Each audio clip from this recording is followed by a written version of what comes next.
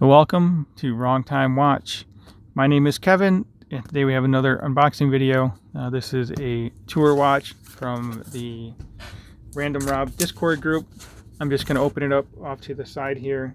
There's my shipping information on here, so we'll just cut it open off screen real quick here.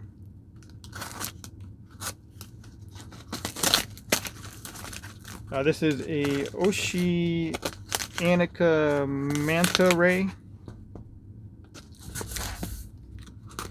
So my first time with the watch from this brand.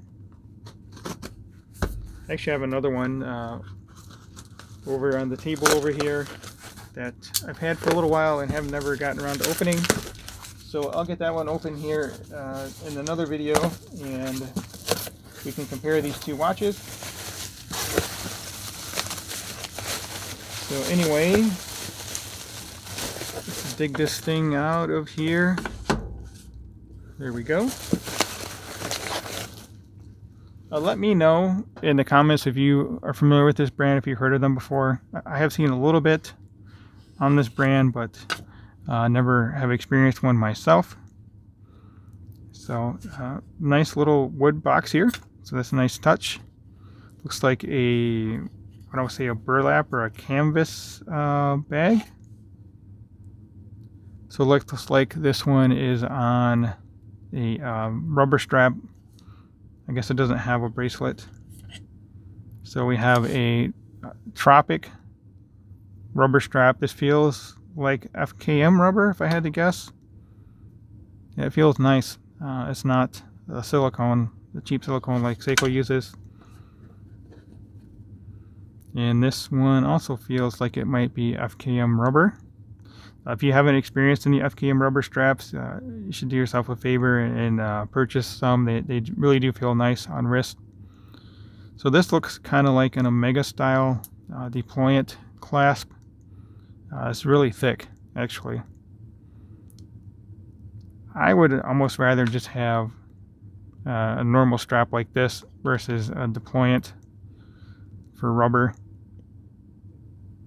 I don't know, let me know your thoughts on that. Yeah, this looks very similar to what's on. I don't have an Omega with this, but I do have a Hamilton with a similar clasp. Yeah, I need to get to that video too. But anyway, Oceanica Manta ray. Looks very similar to a Seiko 62 Mas. And I happen to have, well, not the 62 Mas. I have a re-edition of that. I have,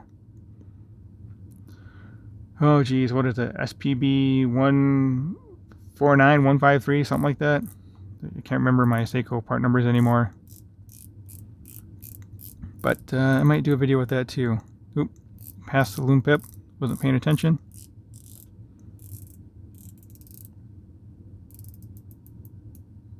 Yeah, this bezel's a little, the layout's a little weird.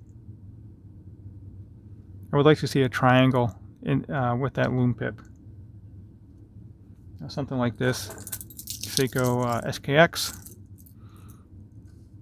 I got to get my other Seiko out and compare them. But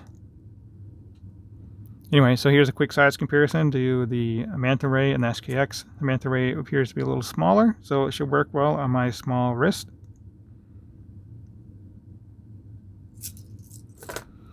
Let's see, what movement do we have in here?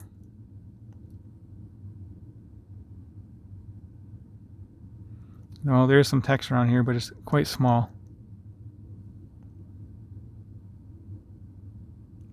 Japan movement, sapphire crystal, water resistant 20 ATM, stainless steel. This is automatic. Must be a number over there, or not a serial number, but yeah. So anyway, Manta ray on the case back. Let me zoom back out here. So it does have a quick release strap system right here.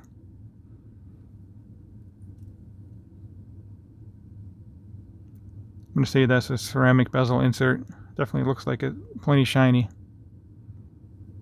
So anyway, let me get this on rest and we'll close out the video. This should just be a quick little unboxing and first impressions here. That's a nice burlap sack type thing.